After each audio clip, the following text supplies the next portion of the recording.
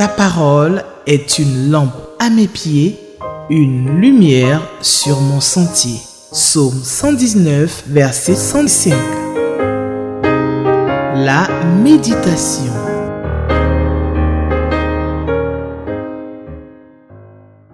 Téléspectateurs d'Espérance TV, je vous salue dans le merveilleux nom de celui qui s'est écrié à la croix. Tout est accompli. Jésus-Christ le juste. Je suis heureux de vous retrouver pour méditer la parole de Dieu et le texte que nous propose le lecteur de la Bible pour la méditation du samedi 9 novembre 2024, c'est celui de Daniel, le chapitre 6, versets 1 à 13. Daniel chapitre 6, versets 1 à 13. Nous prions pour la compréhension de la parole de Dieu.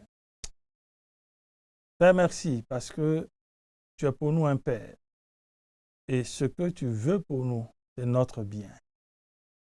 Et pour ce faire, tu nous as donné ta parole en l'écoutant, en la méditant chaque jour. Cette parole nous éclaire. Elle devient une lampe à nos pieds, une lumière sur notre sentier. Nous sommes là encore en ce jour pour la méditer. S'il te plaît, éclaire-nous pour que nous sachions exactement là où nous devions poser notre pas et que nous discernions clairement le chemin que tu veux que nous empruntions pour que nos vies t'honorent. Merci Père de le faire au nom de Jésus. Amen. Daniel chapitre 6, versets 1 à 13, selon le texte du lecteur de la Bible, c'est le texte de la méditation du samedi 9 novembre 2024. Nous faisons la lecture du texte.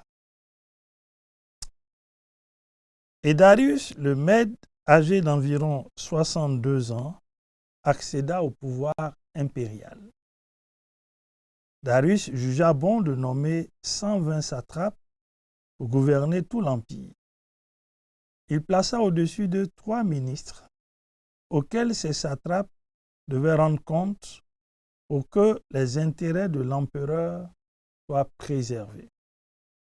Daniel était l'un de ces 3, et bientôt il se révéla plus capable que les 2 autres ministres et tous les satrapes, parce qu'il y avait en lui un esprit extraordinaire.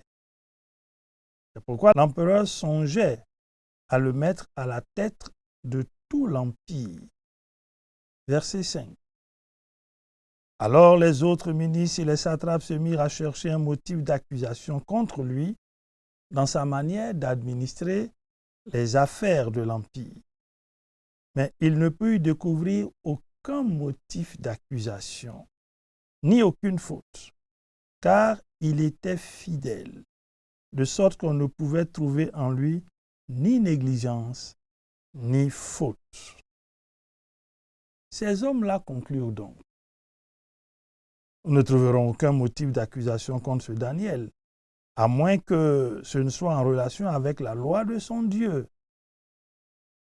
Alors, les ministres et ses satrapes se précipitèrent chez l'empereur et lui parlèrent ainsi. Que l'empereur Darius vive éternellement.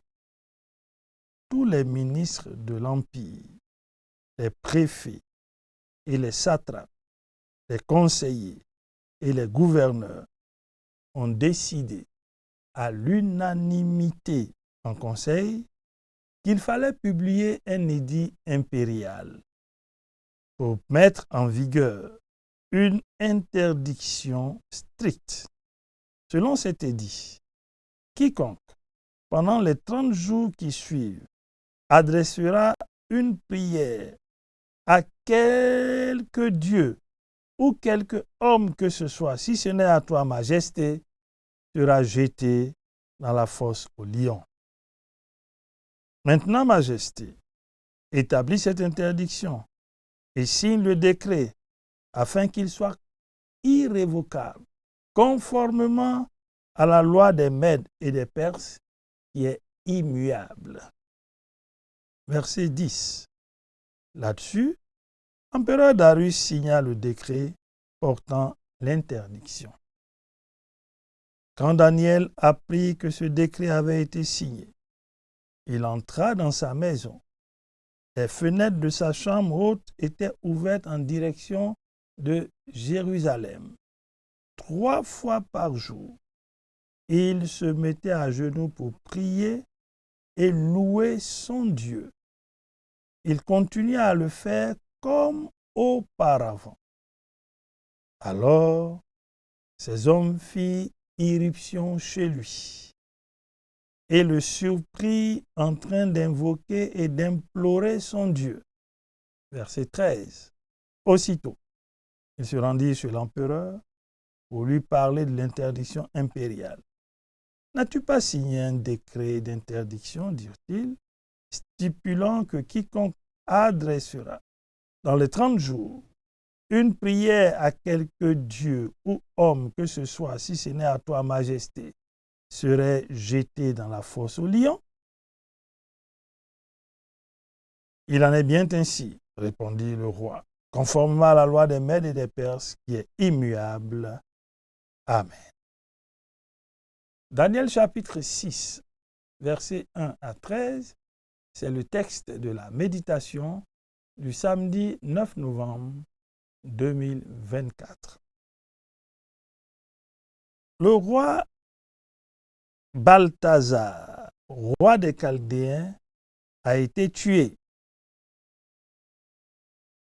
Son successeur, Darius le Mède, accède au pouvoir à 62 ans. L'une des choses que Darius va faire, c'est de réorganiser son administration, sa province ou alors son royaume. Et pour cela, il décide de nommer 120 satrapes, nous dit le verset 2, pour gouverner tout l'empire babylonien. Il place au-dessus de 3 ministres auxquels les satrapes doivent rendre compte. Et comme Darius a pris le soin de regarder ce qui s'était fait avant, les personnes qui étaient impliquées dans la gouvernance de l'Empire, la Bible dit bien que Daniel était un de ces 3 ministres. Et chemin faisant, il se montrera supérieur. Parce que doté, dans la version Semeur que j'ai lue, d'un esprit extraordinaire. D'un esprit extraordinaire. Dans la version Louis II, il nous est parlé d'un esprit supérieur. Daniel a fait la différence. Et la Bible dit que l'empereur songeait à le mettre à la tête de tout l'empire. Chers frères, chères sœurs, souvenons-nous que dans les méditations précédentes, nous avons dit avec force que Dieu est celui qui interfère dans la gestion des nations, des peuples, des empires, aujourd'hui des pays. Et par rapport à son plan, Dieu est celui qui travaille au positionnement de personnes clés, utiles, capables de faire avancer ce qu'il a arrêté dans son conseil. On découvre ici que la promotion de Daniel n'était pas le fruit de prières incessantes, persévérantes ou de prières tonitruantes. L'ascension de Daniel s'est faite par Dieu lui-même. Il a su orchestrer les événements pour que Daniel arrive à ce stade. Et là, l'empereur songeait de le nommer sur tout le royaume.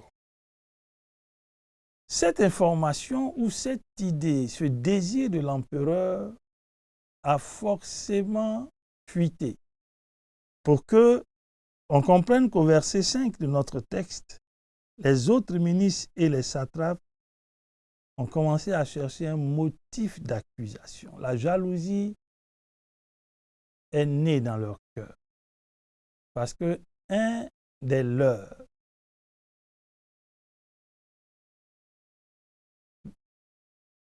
doit probablement être nommé. On découvre ici comment l'homme réagit des fois à des informations dont il devrait se réjouir en principe. Mais parce que le cœur de l'homme est tortueux par-dessus tout, dit la Bible, la jalousie a pris place et des actions ont commencé à être menées pour discréditer Daniel. Chers frères et chères sœurs, peut-être que toi aussi, tu es dans une situation similaire. La qualité de ton travail, la qualité de ton témoignage, le témoignage du nom du Seigneur, tout cela mis ensemble donne lieu à des actions de discréditation ou à des actions de discrédit, devrais-je dire. Oui, des personnes jalouses sont en train de fomenter des coups contre toi. Et peut-être l'as-tu appris déjà. Peut-être même te poses-tu des questions sur des situations qui ont cours et qui sont le fruit de la jalousie. Daniel a été l'objet de tractations pour le discréditer. Oui, les amis de Daniel, les collègues de Daniel ont recherché des motifs d'accusation dans sa manière d'administrer les affaires de l'Empire. Chers frères, chères sœurs, il est important de noter que les actions que menaient les collègues de Daniel, ses collaborateurs même, pour le discréditer, ils l'ont mené dans un premier temps dans la manière d'administrer les affaires de l'Empire. Ça n'avait rien à voir avec sa façon d'adorer Dieu, avec son attachement à la Torah, avec les dispositions de la Torah qui devraient l'amener à adopter telle ou telle attitude. Non. Ils ont recherché dans la manière d'administrer les affaires de l'Empire, recherché des motifs d'accusation. Et la Bible nous dit, ils n'ont trouvé aucun motif, aucune faute, parce que Daniel était fidèle, de sorte qu'on ne pouvait trouver en lui ni négligence, ni faute. Quel exemple à suivre! Quel exemple à suivre! Les termes qui sont employés sont forts. Aucun motif d'accusation découvert. Aucun. Aucune faute. Pourquoi? Parce que Daniel était fidèle et on ne trouvait en lui ni négligence ni faute. Peut-on dire cela de toi, cher frère? Peut-on dire cela de toi, chère sœur? Daniel était fidèle. Fidèle au principe de gestion, fidèle à son engagement, fidèle à sa loyauté, fidèle aux dispositions organisationnelles, fidèle aux pratiques managériales, fidèle. Oui, Daniel faisait son travail, on va le dire comme ça, et le faisait bien, sans tricher. Sans avoir quelqu'un au-dessus de lui qui vient lui intimer l'ordre d'être à l'heure au travail. Daniel faisait son travail sans tricher. Est-ce ton cas? Es-tu assidu? Es-tu ponctuel? Travailles-tu avec une conscience professionnelle aiguisée? Sers-tu ceux pour qui tu as été établi? Oui, dans ton travail ou par le poste que tu occupes, es-tu au service des populations? Le fais-tu sans contrepartie, de façon désintéressée? Recherches-tu d'abord des pots de vin pour faire un travail qui fait partie de ta fiche de poste? Daniel était fidèle. Et la Bible dit, on ne pouvait trouver en lui ni négligence ni faute. N'es-tu pas négligent sur les bords dans ce que tu fais? Ce n'est même pas dans ton service pour Dieu dans la communauté, non. Dans l'administration des affaires de l'Empire, donc dans ton activité professionnelle. Est-ce que tu es un modèle? Es-tu un exemple à l'image de Daniel? Les amis de Daniel, les collègues, les collaborateurs de Daniel n'ont trouvé aucune faute. Waouh!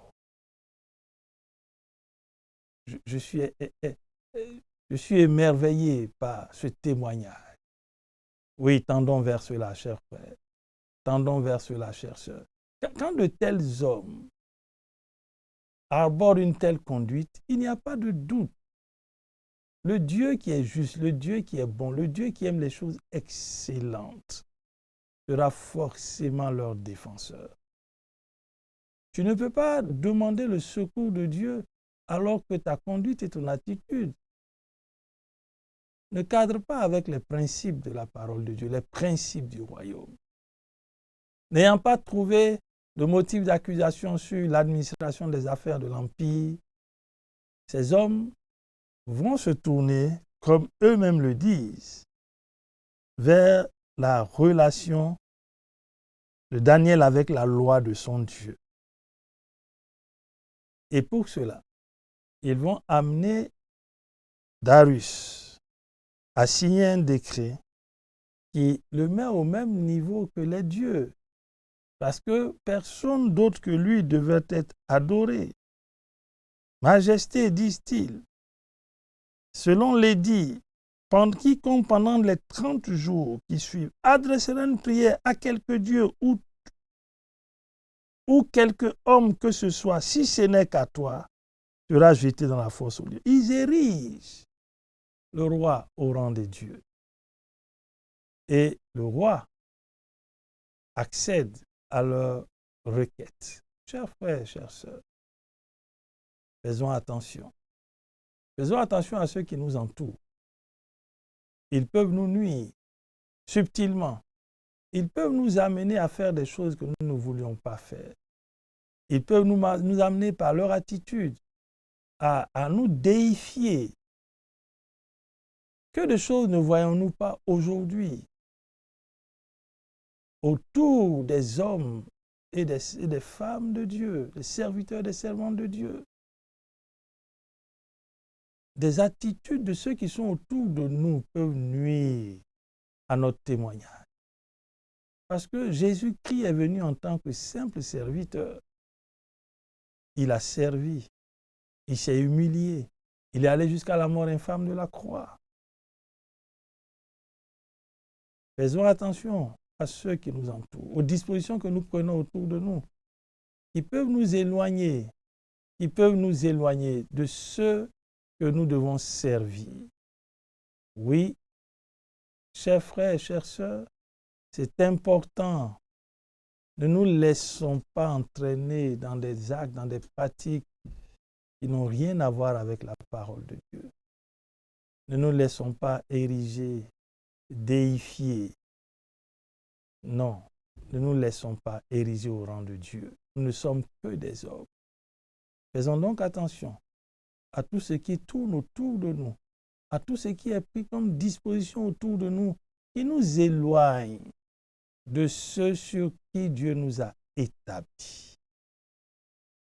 Darius a accédé à cette requête et Ces hommes ont surpris Daniel dans sa dévotion, en pleine prière, et ils ont fait le compte-rendu à Darius. C'est ce qu'ils voulaient, trouver un motif d'accusation.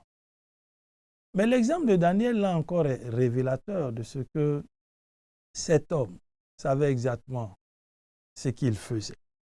Daniel a appris que le décret avait été signé, nous dit le verset 11. Il entra dans sa maison. Les fenêtres de sa chambre haute étaient ouvertes en direction de Jérusalem. C'est une disposition que Daniel a prise conformément à la prière que Salomon avait faite à Dieu et qui était consécutive à l'inauguration du temple. Dieu a répondu à cette prière et Dieu lui avait dit entre autres, quel que soit l'endroit où se trouverait son peuple, s'il prie, tourné vers ce temple, vers Jérusalem, il exaucera. Daniel a respecté cette disposition. Mieux, la Bible nous dit, 3 fois par jour, il se mettait à genoux pour prier et louer son Dieu. Il continua de le faire comme auparavant. Cette expression comme auparavant montre que Daniel avait l'habitude de prier. Il n'a pas attendu que le décret soit pris pour multiplier les prières. Il avait l'habitude de prier 3 fois par jour, en dépit des responsabilités qu'il avait dans l'Empire. Il n'a pas négligé la prière. Son Dieu était au cœur et au centre de sa vie. Ce décret qui a été pris n'a pas effrayé Daniel. Daniel est resté dans les mêmes dispositions et l'histoire lui donnera raison parce que par l'expression comme auparavant, Daniel investissait dans la prière. Et quand on investit dans la prière, il y a toujours un retour sur investissement. Daniel est un exemple à suivre. Investis-tu dans la prière? As-tu une vie de prière? T'organises-tu pour ne pas te laisser engluer dans tes activités au point de négliger ta relation avec ton Dieu? Daniel est un exemple à suivre. Qu'allons-nous retenir pour notre prière? Nous allons bénir notre Dieu de ce que c'est lui qui nous fait avancer, c'est lui qui nous positionne, c'est lui qui orchestre les événements de nos vies. Demandons-lui de nous aider à suivre l'exemple de Daniel dans les affaires de nos nations, dans les affaires professionnelles, dans nos activités, soyons des modèles, des exemples. Dans notre relation avec Dieu, soyons des modèles et des exemples. Prions. Père, merci parce que tu nous rappelles en ce jour combien il est important de travailler correctement, sans tricher. Combien il est important de nous laisser conduire par toi. Combien il est important de travailler avec toute la conscience professionnelle pour être des exemples et des modèles. Pour qu'on ne trouve dans notre travail aucun motif d'accusation. Donne-nous d'être des modèles à l'image de Daniel. Donne-nous d'être aussi des modèles, toujours à l'image de Daniel, dans notre relation avec toi. Daniel avait l'habitude de prier 3 fois par jour, en dépit de ses responsabilités. Ses responsabilités ne l'ont pas entraîné loin de toi. Au contraire, il était constamment à tes pieds. Merci Seigneur de nous donner cette discipline et ce type d'organisation pour que nos vies puissent être riches et qu'elles soient enrichissantes. Et que toi, à travers nos vies, tu te glorifies. Parce que quand on investit, il y a toujours un retour sur investissement. Que ton nom soit béni pour ce que tu fais pour nous, au nom de Jésus-Christ. Amen. Merci, chers téléspectateurs, pour votre écoute. Nous nous retrouverons bientôt. Shalom. Ta parole est une lampe à mes pieds, une lumière sur mon sentier. Psaume 119, verset 105. La méditation.